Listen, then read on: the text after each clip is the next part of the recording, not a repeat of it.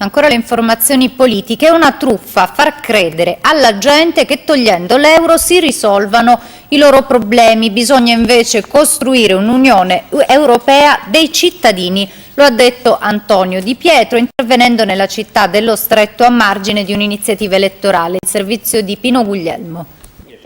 A poche ore dalla chiusura ufficiale della campagna elettorale europea, Antonio Di Pietro, presidente e fondatore dell'Italia dei Valori, incontra a Reggio Calabria i giornalisti e parla a 360 gradi di politica e non solo.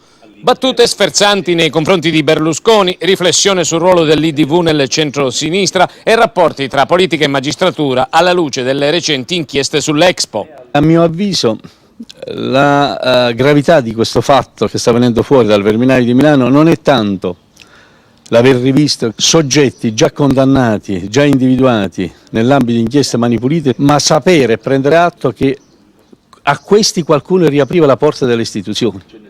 C'è bisogno di idee, fatti e progetti per uscire velocemente fuori dalla crisi, ha affermato Di Pietro. Noi dell'Italia dei Valori vogliamo che si facciano dei passi in avanti per un'Europa più unita, un'Europa dei popoli e non delle banche. E mai come in questo momento vogliamo rilanciare gli Stati Uniti d'Europa, una realtà federale dove vengano prese decisioni nell'interesse di tutti i cittadini. In alcuni stati si paga il 23% di tasse, da noi se ne paga oltre il 50%, e questo perché da noi non c'è né certezza del diritto né certezza della pena, anzi addirittura gli fanno fare le riforme costituzionali a chi è pregiudicato proprio per reati fiscali.